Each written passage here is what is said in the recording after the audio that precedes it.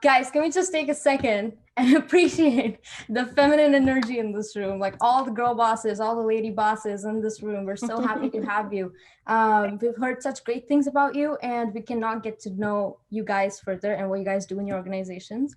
Megha Desai, if we can start with you, can you tell us your preferred name, pronouns, and the work you do in your organization?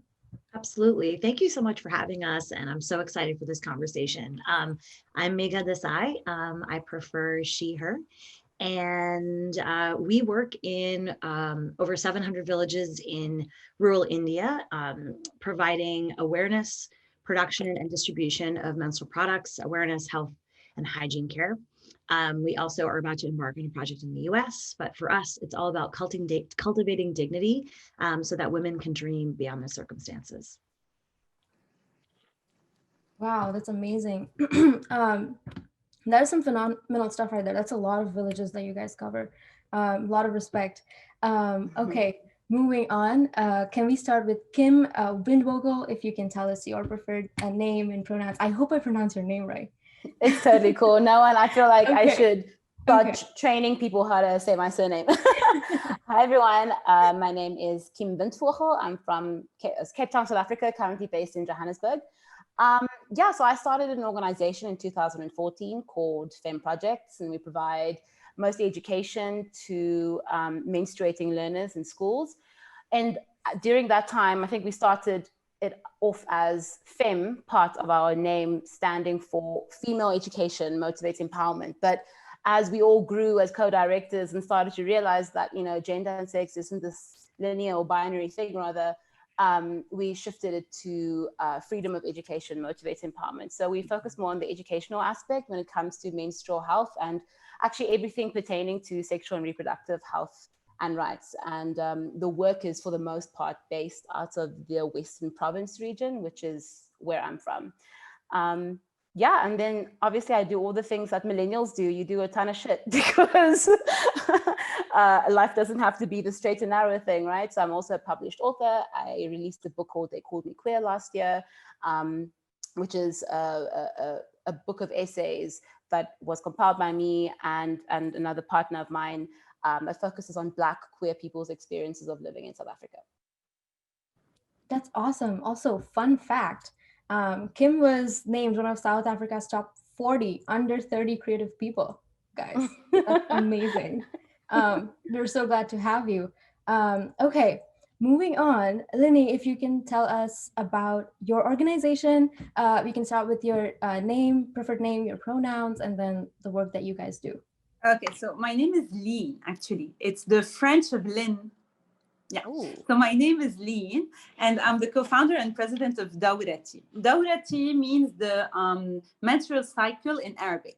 So Dawrati is a young initiative. We launched in May 2020. We launched Dawrati with two objectives. The first objective is to end period poverty by distributing period pads, panty liners, and introducing sustainable solutions to girls and women in need in Lebanon.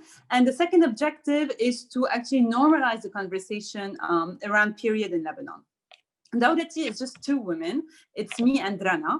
And so we handle everything from A to Z, from fundraising to distribution. And therefore, we are partnering with different NGOs who are doing the distribution on the ground. And we want to make sure we're inclusive. So we don't only distribute in Beirut, but also across Lebanon. We help Lebanese, Syrian refugees, the migrant worker, LGBT community. And so far, we've been helping 4,000 women. And lately, we secured a partnership with a company called Nana. And we are going to distribute 2 million pads. So that's Dawrati in a nutshell. We have a lot of projects in the pipeline. Unfortunately, due to the COVID-19 pandemic, as well as to the Beirut explosion that took place 2 months ago, we are not able to organize awareness workshops, to talk to girls in schools. It's been very, very tough. We're going through a terrible economic crisis. So all our focus is on fundraising, gathering donation, and distributing pads, non-reusable pads, disposable pads. And women are not really in a state of mind in Lebanon now where they are ready to be introduced to anything new. So that's Dawrati in a nutshell. Wow, lots of power to you guys. That's some great work right there. Okay, we're just going to jump into the interview questions. Um, so tell us more about how menstruation is perceived in your countries of action, as in what they're seen as, how people perceive them, and how people react to it when you try and have a conversation about it. Kim, if we can start with you. Yeah. I think South Africa has this love story between that there's like two realities. You've got the legislative reality, and then you have the on the ground reality. And I think that's probably a global thing. So policy-wise in South Africa, I think about a year ago, the government finally removed the value-added tax on any sanitary products in South Africa. I think this was passed at the end of 2018, and then it was officially passed in April of 2019. I mean, value-added tax in South Africa is what, 14%, so it's not really that much, but it's a start, right? But then you have the on the ground and what happens on the ground. And I think, again, it's this global thing of there's so much stigma, there's so much shame. People think that they're sick when they have their periods. They'll say, I'm sick, you know, or I'm unhygienic, or I'm dirty, or firstly, access is a problem, not only to the product itself, but we spoke about this earlier, Megan, we spoke about not having access to other things like running water, or your school doesn't have toilets, or they don't have, you know, little bins to dispose of what you have. So there's all of these like other issues that come into play that is not just to do with the actual sanitary product in itself. So yeah, I mean, South Africa, like with all things, we try to be very progressive when it comes to what's written in our laws and like in our policies. They're not great, but we try. But then it doesn't really translate to what happens on the ground because people just don't have access. South Africa is one of the most unequal societies in the world. So yeah, it's riddled in shame and it's riddled in silence, and no one wants to really openly speak about it unless when they are peddling, is the word I'm looking for, misinformation. It's very easy to spread myths just because you don't do your own research or just because you don't know. So yeah. Wow, they're glad to have you, Kim, I have to say. It was okay. If we can continue the same question, Megha, if you can take over on how menstruation is perceived in your place of action. Most used line of the pandemic is "You're on mute." I think that one thing that's pretty universal and global is that women have over time, no matter where they live, been conditioned to feel like they are weak and less than and dirty and unworthy of the love of the people around them, and in some cases unworthy of God's love, while they are bleeding.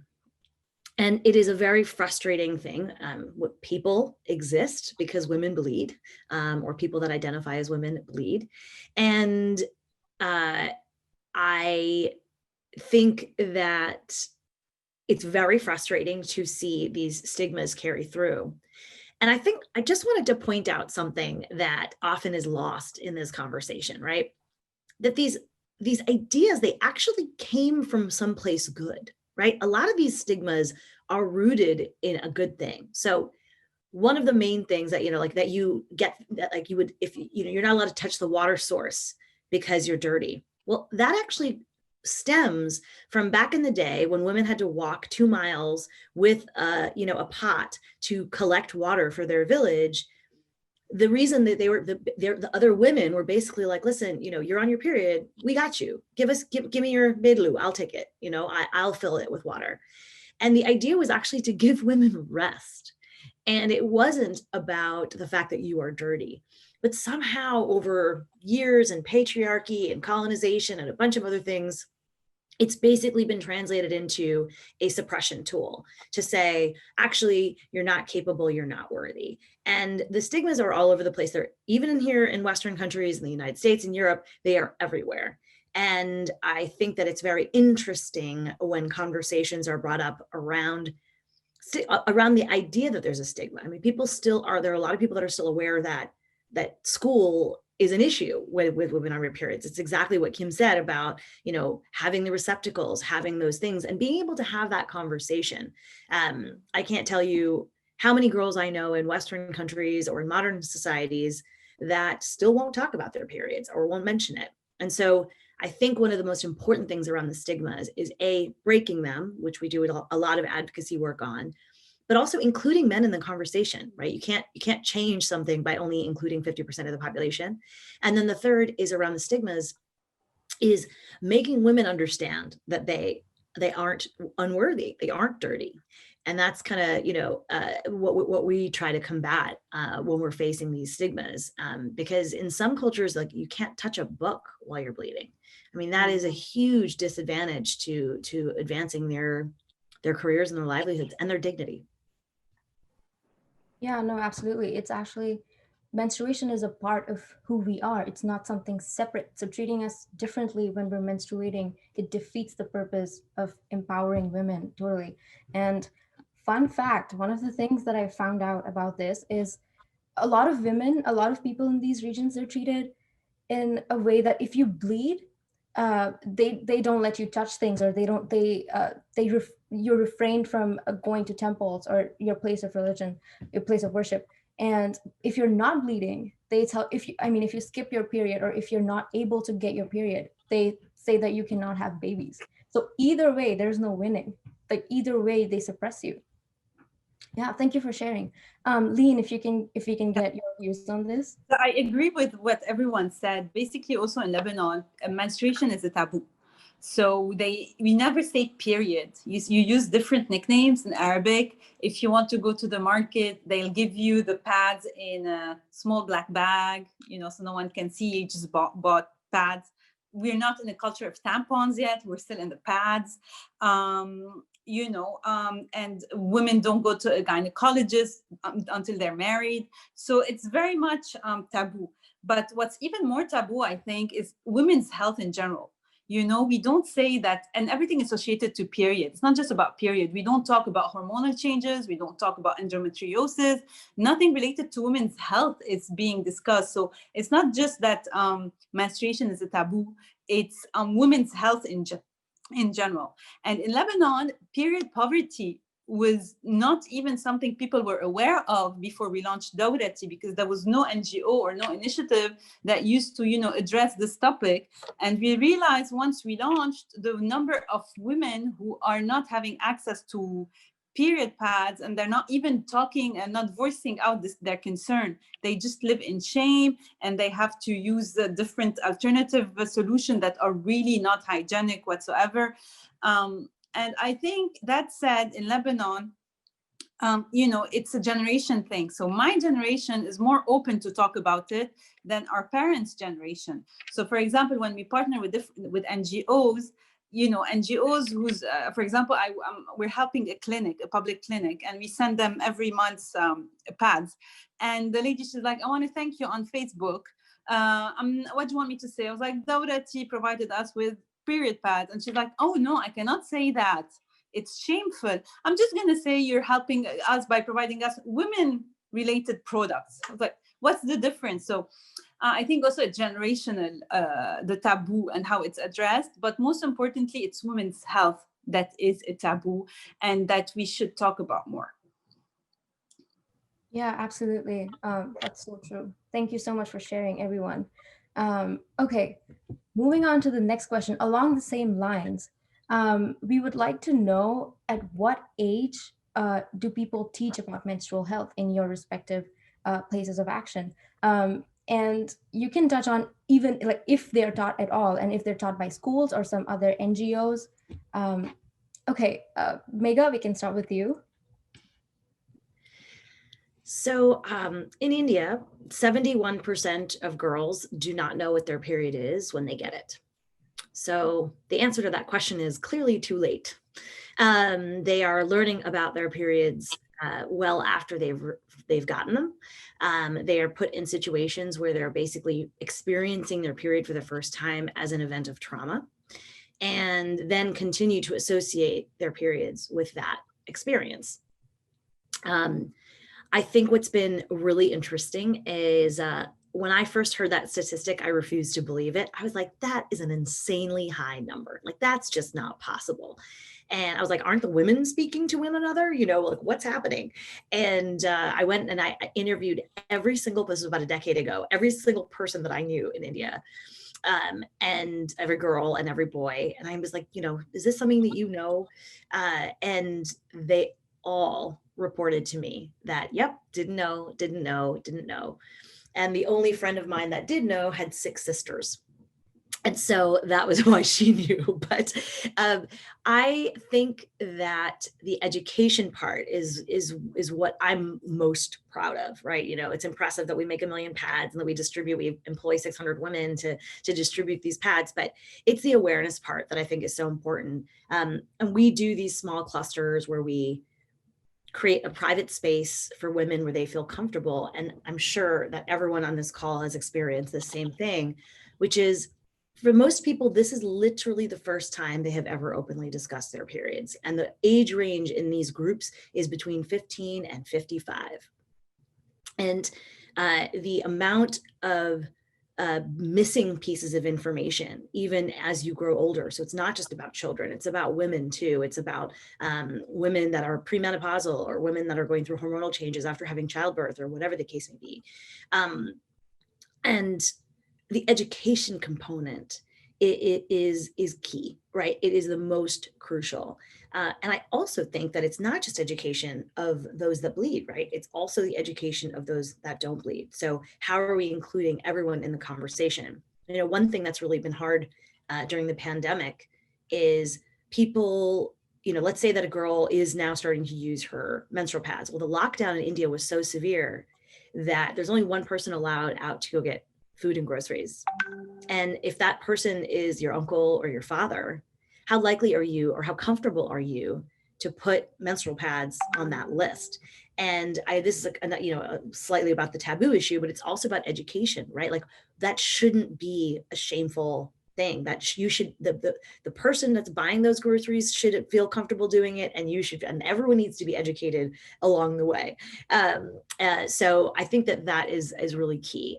But I think the answer is, we are trying to teach girls at a very young age about health and hygiene, you know, while they're 10, 12 years old. But I think the answer to that question is too late.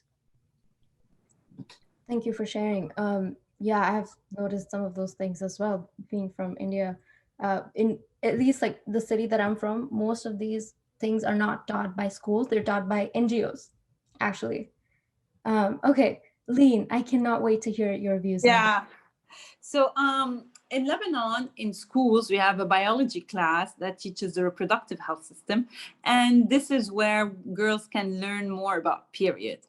But they learn about it from a scientific perspective in the presence of boys who are laughing, and they're ashamed and they're shy. They don't ask questions. So it's not like, for example, in the US, where you have sex ed, or you have a class dedicated to discussing period and the holistic approach to periods. We don't have that in Lebanon.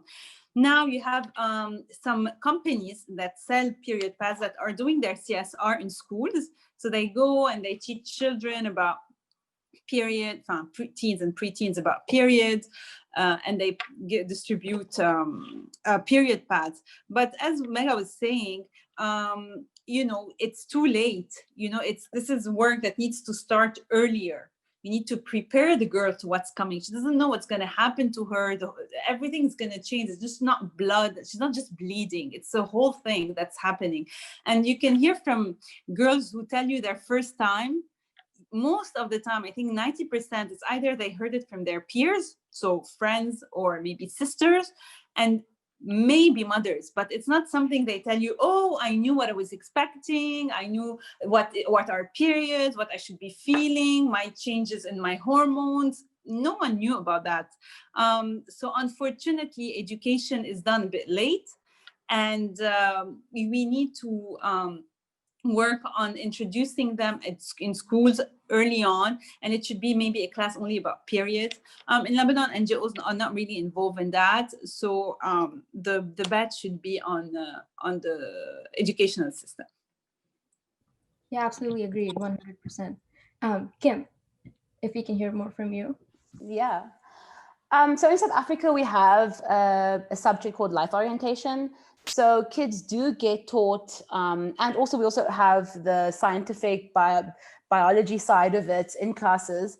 But again, like Lean said, it's not really like a space where you can really dive into the intricacies that is a period. And it's not something that is always taught in a very feminist way. So you do have your government sanctioned curriculum, but then you also have the NGOs that come into the schools. My NGO is one of them, who provide and who try to provide more information that is from a feminist perspective, and that is not so binary, like, women menstruate and it's just women that menstruate, but that opens up the conversations for gender variant persons as well, to create, a safer space for those who might not be on the, feminine hygiene type of, spectrum of gender. For me, like how I was taught about it was my mother. Like, she would just like sit on the toilet, leave her door open and change her pad. And I was like a kid and I'm like, what is happening? Now, she never really told me what it was, but what that act did was it destigmatized it for me. That by the time I got my period, I was like, oh, it's just my period. What made me shameful as a kid was going to school, because all of a sudden kids were like whispering, like, do you have a pad for me? Even though we just had a session on periods like a week ago, like, why is there this whole whisper in the hallways? You always got to put your jersey around your middle when you're walking because you're afraid of leaking. Even the media representation of it is like, in South Africa, there was this advert for Always where these school kids were dancing, they're obviously menstruating learners, and they're dancing and then they say, no check, no check. And everyone's like checking behind and like, covering up when it is a leaking or whatever. But like, my point is just that everything, the educational part of it is so like, it's all interlinked. Like the media plays a role, everyone plays a role. Another thing is when you look at like, so in South Africa, again, we try to make things better, right? So they were trying to create the curriculum in a more feminist way, the government sanctioned curriculum. Now, even when you do that, that doesn't really make any difference, especially if the teachers who are teaching it are the same teachers who are teaching it from an unfeminist perspective. So there's all of these like layered issues that you have here. It's like you're trying to shift it. NGOs are writing new curriculums. We're being all feminism.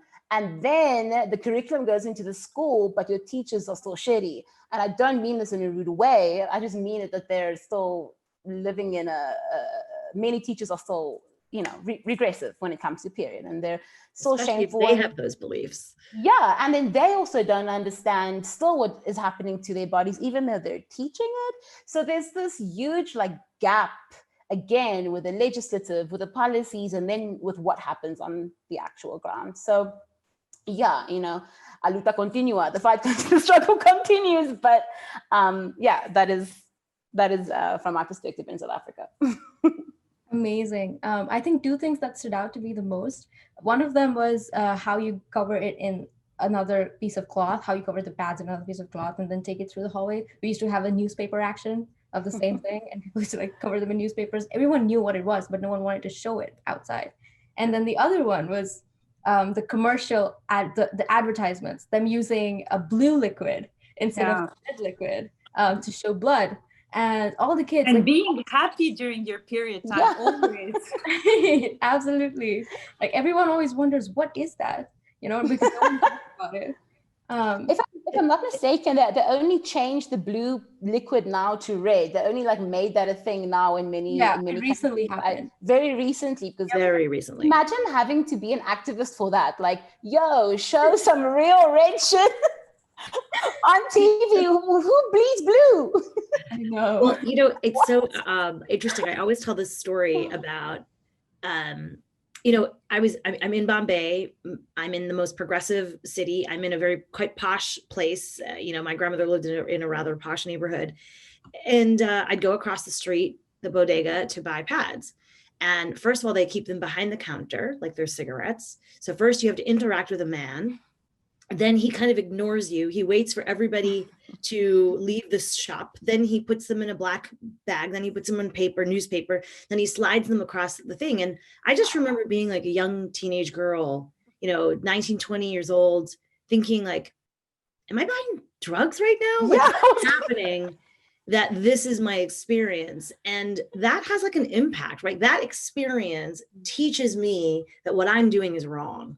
Yeah. And like that extrapolation, and this is in the most progressive city in India. So you can see how that would then translate into what's happening in these rural villages and the rural communities. And I could not agree with both Lean and Kim enough that that the media and the language that we're using around periods is so important, and really does have a huge impact on how we're educating women and girls to think about themselves, not only themselves, but also this experience.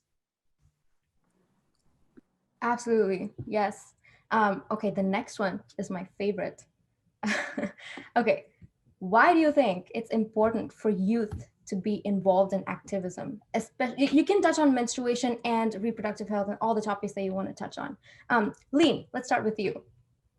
Yeah, I think that in general, a girl or a woman, but girls, they need to be more informed about their bodies and how it works. And this starts at a young age. And that's one. And two, you have, the peer pressure. So if I want to create a safe space for discussion around periods, I cannot really maybe expect a 12-year-old to look up to me and listen to me talk about period. He would be more inclined to just go talk to his friend. Therefore, it creates a vicious circle. That's the importance of involving the youth in the conversation, let them understand what they're going through, especially that menstruation is a process that starts early, and every age or every time has the different issues that comes with it.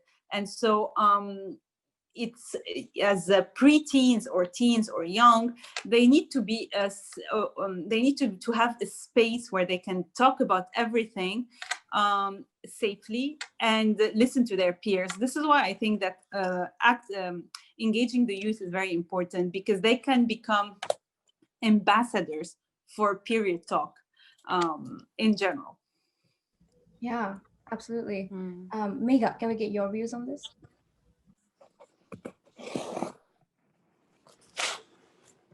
As the oldest person on the call, I can tell you that I had a moment the other day listening to the radio where I was listening to a song, and I was sitting at a stoplight, and I had this epiphany where I was like, I am at that age where I basically am shaking my fist at the radio being like, I don't understand your music. Like, I'm there, and that's how old I am, right?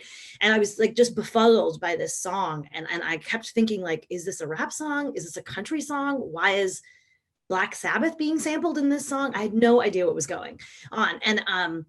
And so that is basically the experience of kids all around the world every day, right? We are too old to be able to speak their language. We are too old to really be able to relate to them. It's exactly what Lean said, right? So the idea that we are going to be able to communicate clearly with the youth is just, I mean, it's just not happening. There's a reason why youth activism. I think there's that 100%. The other layer for me about youth activism is, I find in the work that we do, because we actually work in across health and livelihood in 25 different programs across India. And so we do vocational training classes, hygiene classes, and whatever.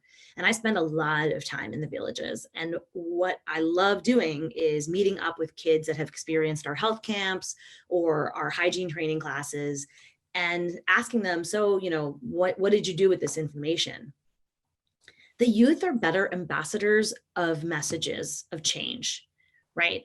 I can go into a village and teach a skill to a man. That man, based on UN data and statistics, is likely going to keep that skill to himself. When you teach a woman a skill, they teach the people that they think need it. Well, kids, when they learn something new, all they want to do is tell you about it. And so I think it's just a really powerful agent of change. When you bring a young person into a household, it really changes everything about the way that everyone in that house thinks and approaches something. So for me, it's just a better investment, right? Like it's a better agent of change, and that messenger, especially if it's someplace that's young, it's just that much more powerful. So that's for me, it's just a better investment, and I think it's a smarter way to really truly convey a clear message. Agreed. Thank you for sharing. Kim, can we get your views on that? Yeah, just to add to that, I think both of them touched a lot on peer-to-peer learning, which is something that is very, very important. And I think a lot of the times as like older people, I'm still seen as youth in my country. In South Africa, youth is up to the age of 35. I'm 29, got a couple of years to go. But yeah, peer-to-peer learning is so important. A lot of the times older people think they're like the bastions of information and you can only get it from me. Instead of trying to, provide information and knowledge to younger people who will then go and spread, the message with appropriate language and how people can, with relatable language. So yeah, I just wanted to affirm what they were saying in terms of that. But I just want to add something from my perspective, from my country's perspective. We are a very young country. I think close to 70% of our population is under the age of 35. Which is seen as youth in my country again. You can argue that, but yeah. So, without the youth, there is no movement, South Africa is our activism and, the resistance is very strong here.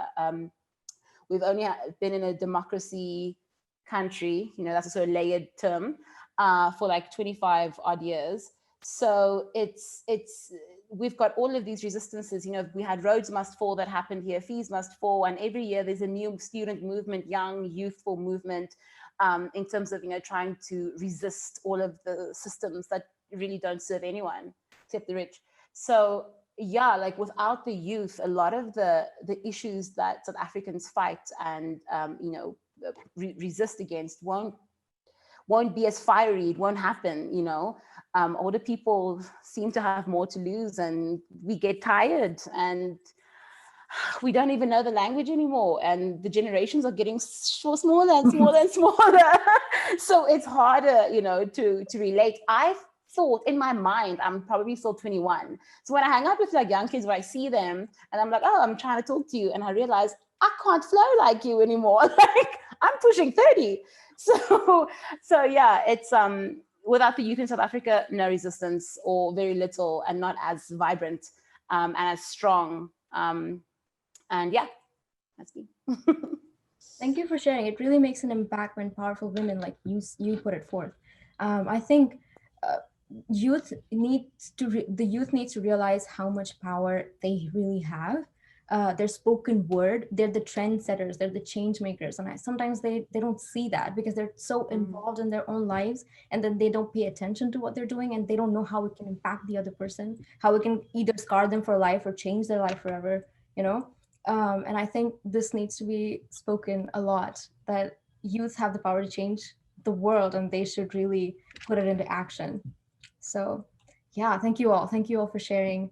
And just one more thing before we leave. Can you guys, if you guys had to give one message to anyone who is trying to make a change in your respective countries, it can be anything. It can be about voting. It can be about petitioning. Anything at all. What would it be? Take your time. I know it's like out of the blue. If you guys leave a minute.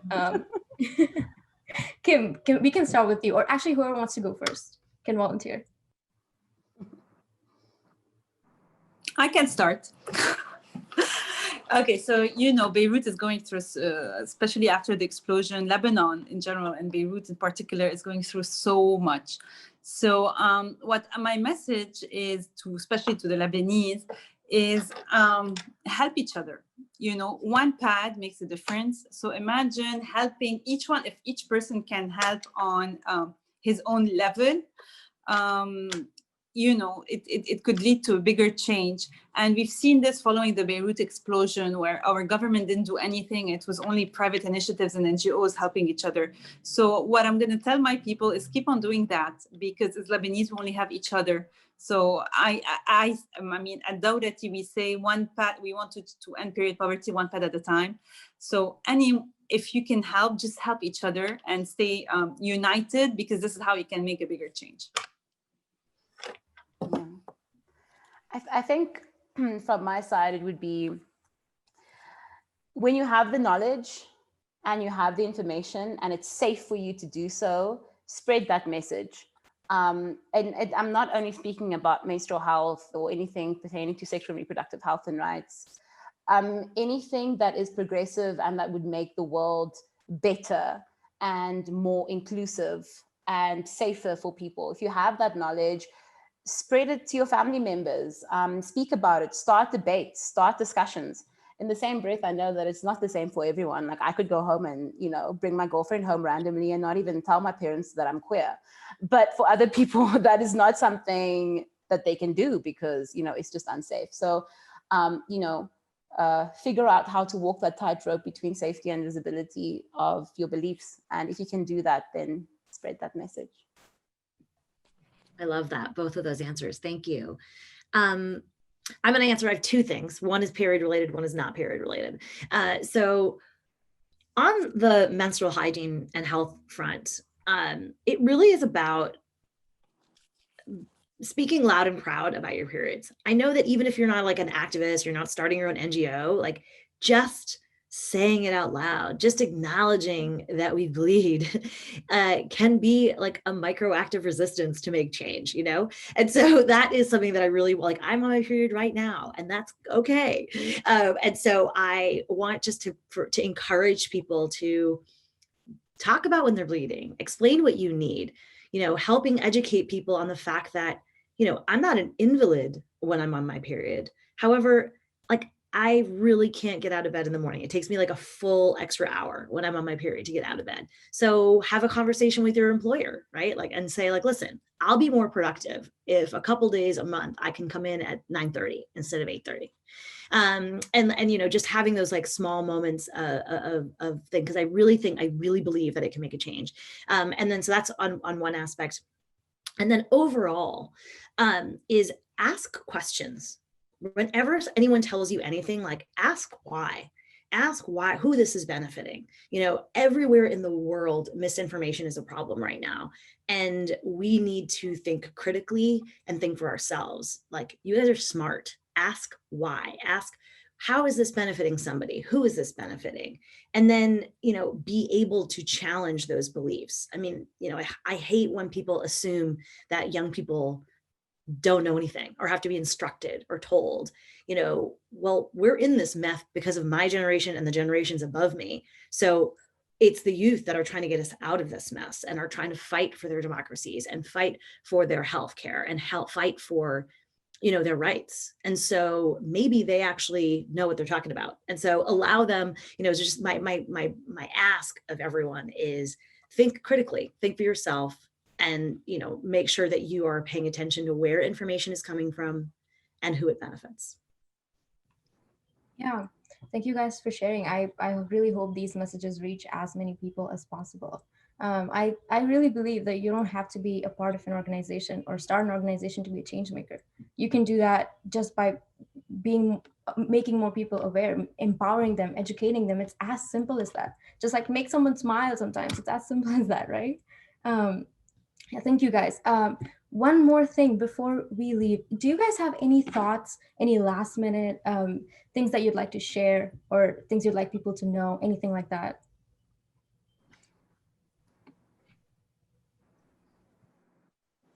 I have one. I really want to encourage people to like see what's happening here. You're listening to, 4 people in different places around the world that are really passionate around menstrual health.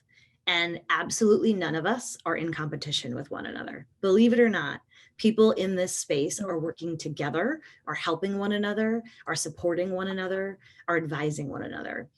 And so, I just want to encourage people that collaboration really is the way that people work. And guess what? There are so many aspects of this problem that need help when it comes to policies in certain countries or taxes in certain countries, access, healthcare, hygiene, medical help. I can't even. And so I just like, even just waste bin receptacles, like there are so many different issues and no one organization can fight all those battles. And so I just really wanted to take a moment to honor what what Kim and Lean are doing here, right?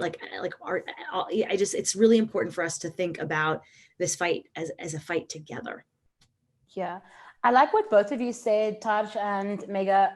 You spoke about collaboration, Mega, and Taj said that you don't have to be like an activist or whatever to make a change. And I think that thought process goes together, because like even in collaboration, like if no skill is wasted, we need people who can do social media, we need people who can create graphics, we need people who can, go buy the airtime or go buy stuff, do the running on the ground. Like anything that you're able to do is enough. And that is what makes a great collaboration, is when you have a vast array of identities and people in the same room who can do different things, and every skill is valued.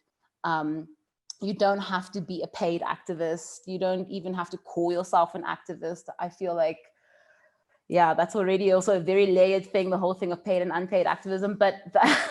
So I think for me, it's just like collaborate with people and be innovative with your strategies. There is so much you can do now, especially with the use of social media, that can translate very well onto the ground. So play around and be innovative, and also have fun.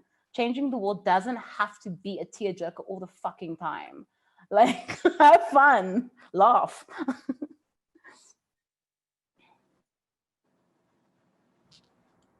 Lean, anything on your end? No, I agree with both ladies. We're not in a business, we're helping people. So the more, the better.